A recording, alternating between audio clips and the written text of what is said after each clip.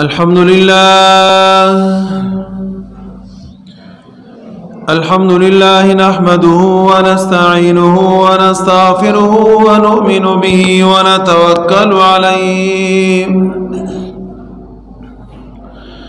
ونعوذ بالله من شرور أنفسنا ومن سيئات أعمالنا من يهده الله فلا مضل له ومن يضلله فلا هادي له ونشهد أن لا إله إلا الله وحده لا شريك له ونشهد أن سيدنا وسندنا ونبينا وشفيعنا وحبيبنا ومولانا محمدا أحمد عبده ورسوله أرسله الله تعالى إلى كافة للناس بشيرا ونذيرا وداعيا إلى الله بإذنه وسراجا منيرا أما بعد فأعوذ بالله من الشيطان الرجيم بسم الله الرحمن الرحيم ما آتاكم الرسول فخذوه وما نهاكم عنه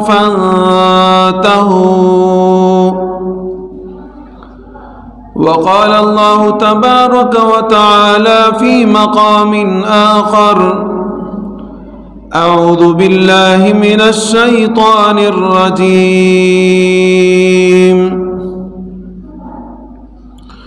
يا أيها الذين آمنوا أطيعوا الله وأطيعوا الرسول عن جابر رضي الله تعالى عنه قال رسول الله صلى الله عليه وسلم أنا خاتم النبيين لا فخر وأنا شافع مشفع ولا فخر وأنا قائد المسلمين ولا فخر أو كما قال عليه الصلاة والسلام آمنت بالله صدق الله مولانا العظيم وصدق رسوله النبي الكريم ونحن على ذلك لمن الشاهدين والشاكرين والحمد لله رب العالمين اللهم صل على محمد وعلى آل محمد كما صليت على إبراهيم وعلى آل إبراهيم إنك حميد مجيد اللهم بارك على محمد وعلى آل محمد كما باركت على إبراهيم وعلى آل إبراهيم إنك حميد مجيد میرے پیارے بھائی دوستوں اور بزرگوں اور میری پیاری ماں اور بہنوں، نبی اکرم صلی اللہ علیہ وسلم خاتم النبیین، امام الانبیاء، فخر دو عالم صلی اللہ علیہ وسلم کی اتباع اور اطاعت ہماری کامیابی کا راز اور منبع ہے۔ ہم اگر اپنے پیغمبر علیہ السلام کی اتباع کرتے ہوئے چلیں گے تو ہمارے لیے کامیابی کے دروازے کھلتے جائیں گے اور اگر اپنے پیغمبر سے ہٹ کے کسی اور کی ہم نے اتباع کی تو ہم نامراد اور ناکام سمجھے جائیں گے۔ نبی اکرم صلی اللہ علیہ وسلم کو اللہ رب العزت نے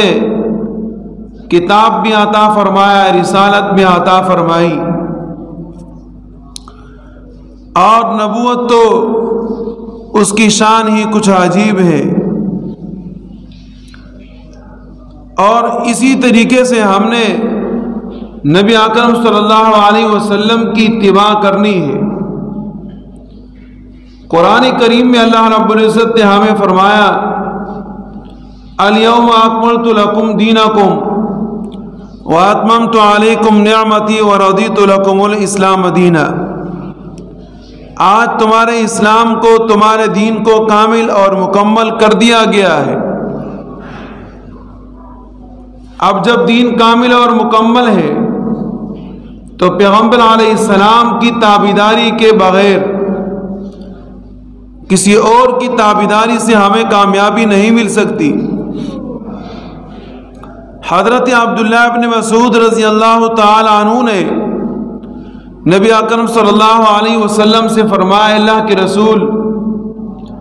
عیسائی اگر تورات کو مضبوطی کے ساتھ تام لے، یہودی قرآن کریم کو مضبوطی کے ساتھ پکڑ لے، تو آیا آپ کے اتباع کے بغیر وہ کامیاب رہیں گے یا نہیں رہیں گے؟ نبی اکرم صلی اللہ علیہ وسلم نے فرمایا کہ اگر عیسائی تورات کو پکڑے، یہودی عیسائی انجیل کو اور یہودی تورات کو پکڑ لے لیکن میری اتباع نہ کرے، تو وہ کامیاب نہیں ہو سکتے بلکہ وہ ناکام رہیں گے۔ تو کامیابی کے لیے ضروری ہے کہ میری اتباع کی جائے۔ جب تک نبی علیہ السلام کی اتباع نہیں کی جائے گی وب تک کامیابی ہمیں نہیں مل سکتی۔ قرآن کریم میں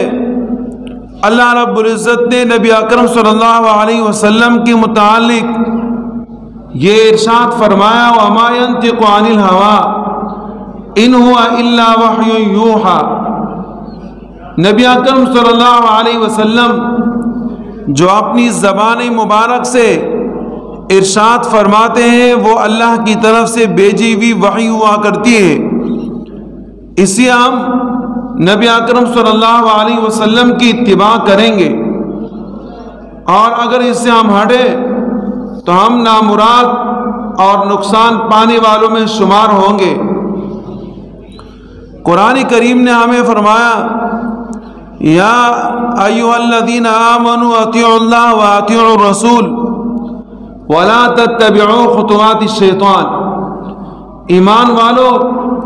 اللہ کے احکامات مانو، اللہ کے حکم پر چلو، اور نبی اکرم صلی اللہ علیہ وسلم کی اطاعت کرو۔ اگر یہ اللہ کا حکم ماننا اور نبی اکرم صلی اللہ علیہ وسلم کی تقلید نہ ہو تو پھر یہ ہے کہ لازمی چیز ہے کہ آپ شیطان کی پیروی کرو گے۔ تو اللہ کا حکم ماننا اور نبی اکرم صلی اللہ علیہ وسلم کے طور اور طریقوں اور ان کی اتباع کرنا یہ ہمارے ایمان کو بچا سکتی ہے۔ اس سے ہٹ کے وہ شیطانی راستے ہیں کہ ہم شیطانی راستوں پر جائیں گے، اور ظاہر ہے کہ شیطان وہ ہمارا دوست تو نہیں ہو سکتا بلکہ وہ ہمارا دشمن ہی ہے۔ تو وہ ہمیں اللہ کی رضا والا راستہ نہیں بتاتا بلکہ وہ راستے بتاتے ہیں کہ جس راستوں پر اللہ رب العزت ناراض ہوتے ہیں۔ اسی طریقے سے اللہ رب العزت نے ارشاد فرمایا، ما آتاکم الرسول فخذوہ وما نہاکم عنہ فانتہوا۔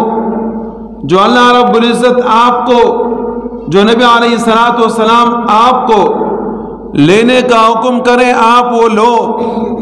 نبی اکرم صلی اللہ علیہ وسلم آپ کو کسی کام کے اطاعت کا حکم کرتے ہیں آپ اطاعت کریں، نبی اکرم صلی اللہ علیہ وسلم آپ کو کسی کام سے روکتے ہیں تو آپ رکیں،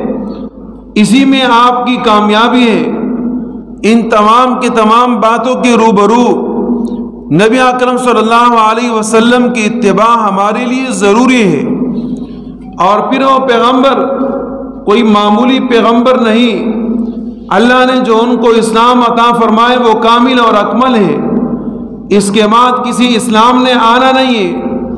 نہ کسی نبی نے اس زمین کے اوپر قدم رکھنا ہے۔ اگر عیسیٰ علیہ السلام آخر میں آئیں گے تو وہ بھی نبی علیہ السلام کے متبعین میں ہوں گے، کوئی نیا نبی نہیں ہوگا، بلکہ عیسیٰ علیہ السلام پرانے نبی ہیں، اور وہی عیسیٰ علیہ السلام پرانے نبی ہو کر آئیں گے دنیا میں، تو کسی نئے نبی نے اس دنیا میں آنا نہیں۔ جو اللہ رب العزت نے دین مکمل کرنا تھا وہ دے دیا۔ اسی پر حضرت جابر رضی اللہ تعالیٰ عنہ نبی اکرم صلی اللہ علیہ وسلم سے روایت نقل کرتے ہیں کہ نبی علیہ السلام نے فرمایا کہ میں مسلمانوں کا قائد ہوں، میں مومنین کا قائد ہوں، اور اس کے اوپر کوئی فخر کی بات نہیں۔ انا خاتم النبیین ولا فخر، اللہ پاک نے مجھے آخری پیغمبر بنایا، اس پر کوئی فخر نہیں۔ اللہ رب العزت نے مجھے شافع شفاعت کرنے والا بنایا، اور اللہ نے مجھے وہ بنایا کہ میری شفاعت اللہ رب العزت کے بارگاہ میں قابل قبول ہوگی۔ ولا فخر، اس پر میں فخر نہیں کرتا، یہ اللہ رب العزت نے مجھے ایسی فضیلت عطا فرمائے جس کی کوئی انتہا نہیں۔ اللہ رب العزت نے تمام انبیاء علیہ السلام سے ہٹ کے جو مجھے فضیلتیں عطا فرمائی، ان فضیلتوں کے اندر ایک فضیلت تو یہ ہے کہ میرا رعب، میرا دبدبہ تمام کے تمام لوگوں کو پہنچے گا، اور دور سے دور تک لوگ میرے رعب اور دبدبے کو محسوس کر سکیں گے۔ یہ چیز اللہ رب العزت نے مجھ سے پہلے کسی پیغمبر کو عطا نہیں کیا۔ اسی طرح اللہ رب العزت نے مجھے جوامع الکلم عطا فرمائے،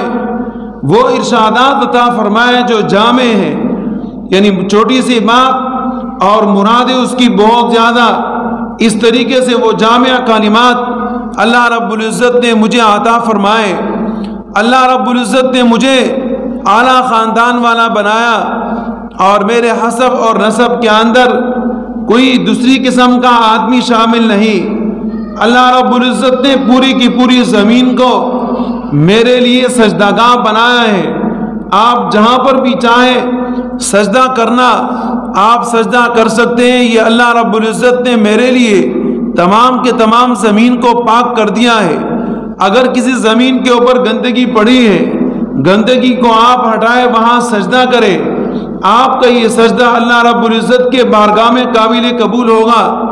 اور وہ جگہ پاک سمجھا جائے گا۔ تو یہ فضیلت اللہ رب العزت نے مجھے عطا فرمائی۔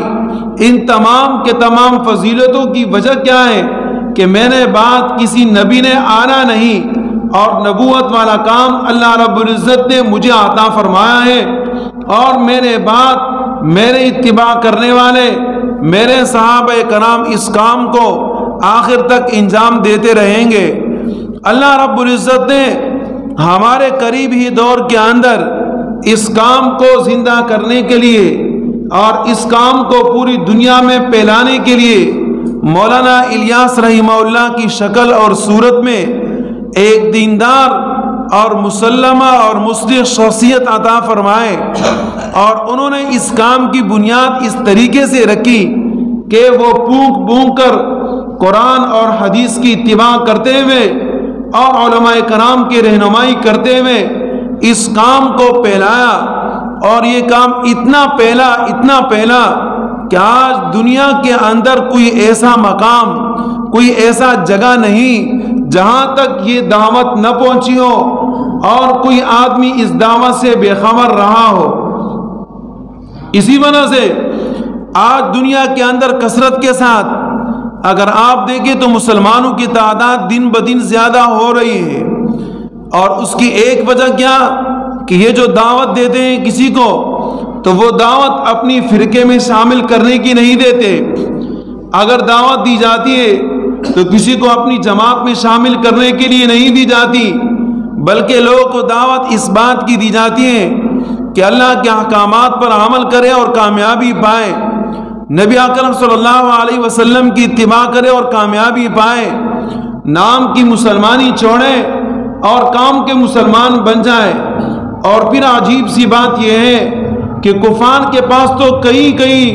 بات میں چلے جاتے ہیں، لیکن سب سے پہلے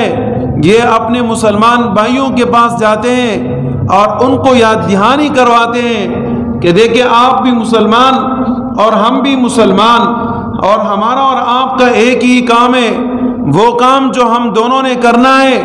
آج وہ کام ہم نے چھوڑ دیا، ہم نے بھلا دیا، آئیے اس کام کو تازہ کیجئے تاکہ ہم کام کے مسلمان بن جائیں۔ اور پھر بعد میں جا کے اگر یکا دکا کوئی کافر ملے تو اس کو دعوت دے دی، تو یہ مسلمانوں والی جو تبلیغی جماعت ہے اس کا پہلا کام اپنے مسلمانوں کے پاس جا کر ان کو پکا ٹکا مسلمان بنانا ہے۔ اب ظاہر ہے کہ ایک نام کا مسلمان ہے لیکن وہ اسلام سے واقف نہیں، اسلامی احکامات سے واقف نہیں، وہ شرعی داڑھی سے واقف نہیں، وہ شرعی لباس سے واقف نہیں، وہ شرعی طور پر چلنے اور چلن سے واقف نہیں۔ اب تبلیغ بھائی جا کر ان کی اصلاح کرتے اور وہ باتیں جو نبی اکرم صلی اللہ علیہ وسلم کی سنت والی ہیں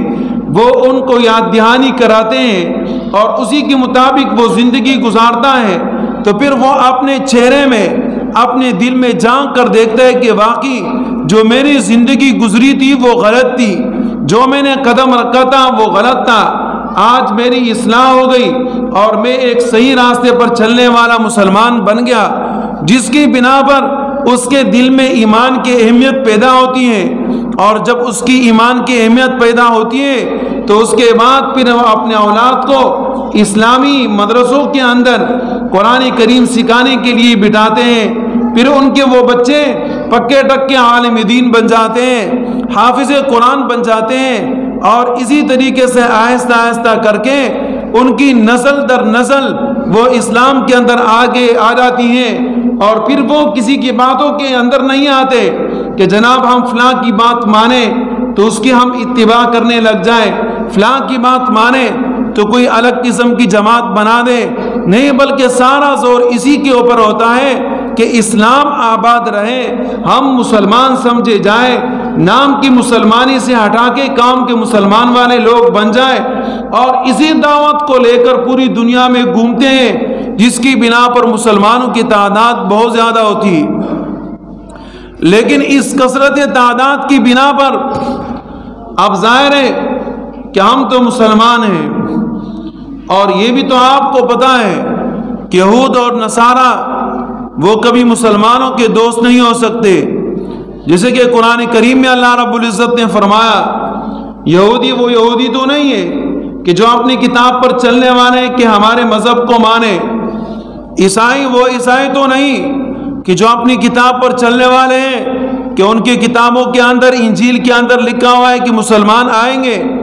نبی آخر الزمان محمد ابن عبداللہ صلی اللہ علیہ وسلم آئیں گے، وہ عیسائی تو نہیں۔ آج تو نام کے وہ یہودی اور عیسائی جو نام کے ہیں اور اسلام سے لوگوں کو پلانے کے لیے اور اسلام کی اس دعوت سے خوفزدہ ہیں، جس کی بنا پر ان کی سازشیں دنیا میں چل رہی ہیں اور چلا رہے ہیں۔ ہم یہ بات کہنا تو نہیں چاہتے تھے، لیکن اس بات کے کہنے پر مجبور ہے کہ جب سعودی عرب کے اندر اماموں کو ایک خطبہ موصول ہوتا ہے کہ آپ تبلیغی جماعت کے خلاف بیان کریں، اور وہ ہر چھوٹی مسجد کے اندر تبلیغیوں کے خلاف بیان کرتے ہیں، اور پھر اسی بیان کو ہماری پاکستان کی میڈیا اٹھاتی ہے اور پوری دنیا میں پھیلاتی ہے کہ جناب تبلیغی جماعت تو گمراہ جماعت ہے، اور تبلیغی جماعت تو لوگوں کو قبروں کی عبادت کے اوپر ابھارتے ہیں۔ تو آپ مجھے یہ بتائیں کہ یہ عقل کے اندھے ہیں یا نہیں؟ بلکہ تبلیغیوں کی تو پہلی بات یہ ہوتی ہے کہ جو کچھ ہوتا ہے وہ اللہ سے ہوتا ہے، اللہ سے ہونا کا یقین اور مخلوق سے نہ ہونے کا یقین ہمارے دلوں میں آ جائے۔ لیکن جناب وہ اس پروپیگنڈے کو لوگوں کے سامنے بیان کرتے ہیں، وجہ یہ ہوتی ہے کہ پوری دنیا میں کثرت کے ساتھ جو مسلمانوں کی تعداد بڑھ رہی ہے وہ کسی طریقے سے کم ہو جائے، اور سارے کے سارے لوگ اپنی نظریں سعودی عرب کے اوپر جمائے رکھے ہوتے ہیں، جس کی بنا پر وہ سعودی حکام غلط فائدہ اٹھاتے ہیں اور وہ سمجھتے ہیں کہ شاید دنیا کے مسلمان ہم کو دیکھ کر چلیں گے۔ یہ آپ لوگ کی بھول ہے، اور یہ بھولے آپ کے بھولے کے بھولے ہو جائیں گے۔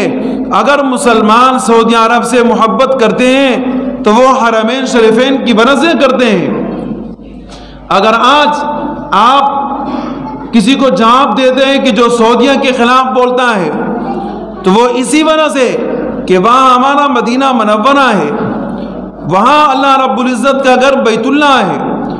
اسی وجہ سے ہم اپنی ہمدردیاں اور جانیں سعودیہ کے لیے قربان کرتے ہیں۔ وہ جو ہم جانیں قربان کرتے ہیں وہ اس سے نہیں کرتے کہ جناب ہمیں آل سعود خاندان سے کوئی محبت ہے یا مسلمانوں کو ان سے کوئی محبت ہے، ہمیں ان سے کوئی محبت نہیں۔ ہمیں اگر محبت ہے تو مسجد نبوی سے ہے، ہمیں اگر محبت ہے تو مکہ مکرمہ سے ہے۔ اس لیے ہم کہتے ہیں کہ پوری دنیا میں اگر کوئی کافر حرمین شریفین کو بری آنکھ سے دیکھے، میلی آنکھ سے دیکھے تو ہم ان کے مقابلے کے لیے تیار ہوں گے۔ یہ اسی کی ہمارا ایمان ہے اور ہمارا ایمان اسی کے اوپر بنا ہوا ہے۔ اب سعودیہ خاندان نے یہ سمجھ لیا کہ شاید پوری دنیا وہ مکہ اور مدینہ کے علاوہ ہماری اتباع کریں گے اور ہم جیسے کہیں گے اس طریقے سے وہ دین کو اپنائیں گے۔ نہیں، ہم وہ دین نہیں اپناتے کہ جناب آپ کے ہاتھوں میں جھنڈا ہو لا الہ الا اللہ محمد رسول اللہ کا اور آپ لوگوں کے ساتھ ناچے، آپ وہاں ڈانس کرے، آپ گانے گائے۔ ہمیں وہ دین نہیں چاہیے، ہمیں وہ دین نہیں چاہیے کہ جو آج آپ لوگ نے اپنی حکومت کے اندر نافذ کیا ہے کہ عورتوں سے پردہ اٹھا لیا، اب عورتیں وہاں پر بے پردہ گھوم رہی ہیں۔ ہمیں آپ کا یہ دین نہیں چاہیے، ہمیں وہ دین آپ کا نہیں چاہیے کہ آپ نے عورتوں کو آزادی دے دی کہ جس طریقے سے گھومیں اور پھریں۔ ہمیں وہ دین نہیں چاہیے کہ جو آپ نے وہاں سینما گھروں کی منظوری دے دی، اور ہمیں وہ دین نہیں چاہیے کہ آپ نے مندر بنانے کے لیے سعودی عرب کے اندر تمام کے تمام ہندوؤں کو اکٹھا کر کے اور اس کانفرنس سے آپ نے خطاب کیا۔ ہمیں وہ دین بالکل بھی نہیں چاہیے کہ آپ نے فلم اسٹار سلمان خان کو بلایا اور وہاں کے امیر محمد ابن سلمان بھی اس کے اندر شریک تھے کہ وہاں ایک فلمی ماحول بنایا اور لوگوں کے ناچنے اور گانے کا ایک طرز اور طریقہ تھا۔ ہمیں آپ کا یہ دین نہیں چاہیے۔ اور ان تمام باتوں سے لگتا ہے کہ جس طریقے پر آپ جا رہے ہیں تو ظاہر ہے کہ آپ تبلیغی جماعت کی مخالفت نہیں کریں گے تو اور کیا کرے گا؟ تبلیغ جماعت تو یہ کام روکتا ہے اور آپ یہ کام کریں گے تو ظاہر ہے کہ آپ تو تبلیغی جماعت کی کیا کریں گے؟ مخالفت کریں گے۔ اس لیے کہ آپ کے راستے میں اگر کوئی حائل ہونے والی جماعت ہے تو وہ تبلیغی جماعت ہے جو بغیر کسی پیسوں کے، بغیر کسی لالچ کے ہر آدمی کی اصلاح کرتی ہے اللہ کی رضا کے لیے۔ اب آپ کے لیے رکاوٹ یہی ہے اور آپ انہی کی اشاروں پر چلتے ہیں کہ جو ہمارے مخالف اور دشمن ہیں،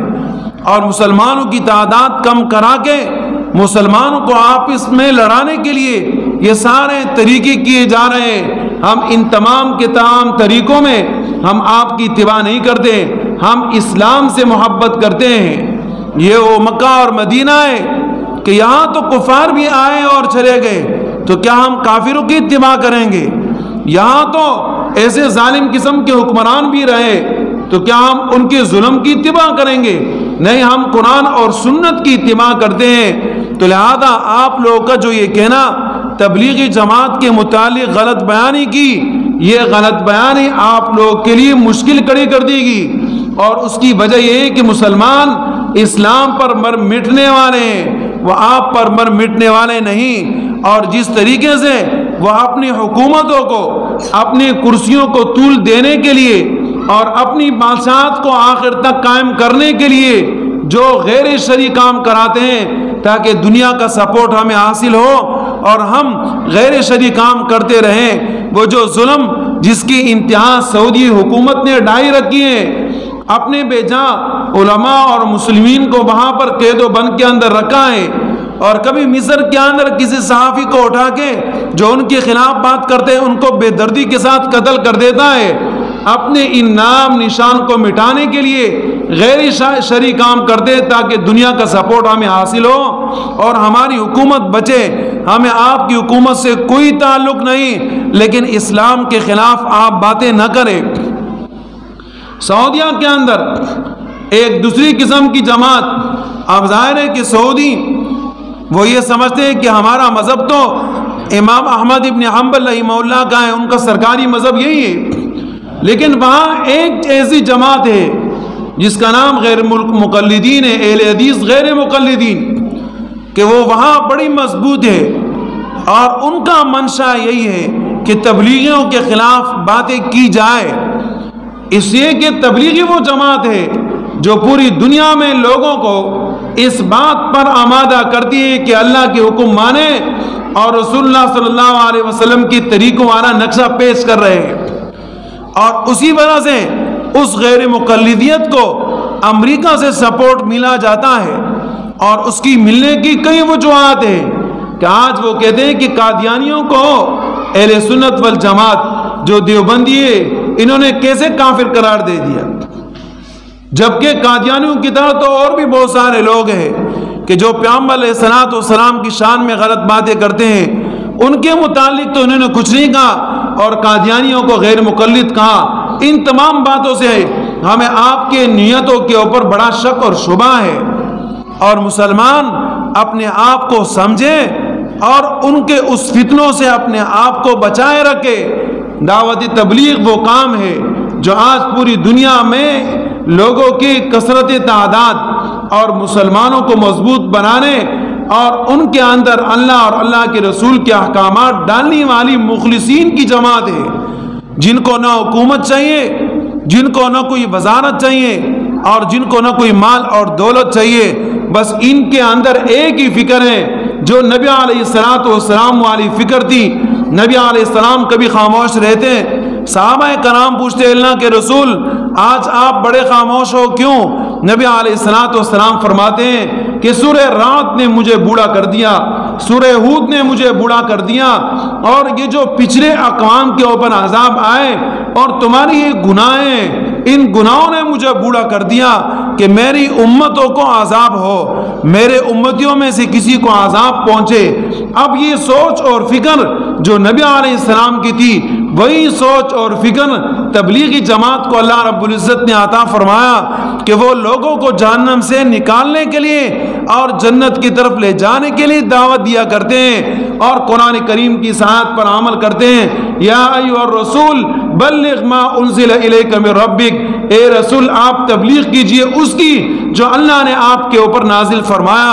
اور نبی علیہ السلام کے ارشاد مبارکہ ہے بلغوا عنی ولو آیا، میری طرف سے ایک ہی آیت کیوں نہ اس کو آپ پہنچائے۔ اس لیے نبی علیہ السلام نے حجت الوداع کے مقام پر یہ پیغام دیا کہ میں رہوں نہ رہوں، آپ لوگ ہو، آپ تک میں نے بات پہنچا دی، اور میرے بعد آنے والے لوگوں کو آپ نے یہ بات پہنچانی ہے۔ اس لیے صحابہ دنیا میں گھومے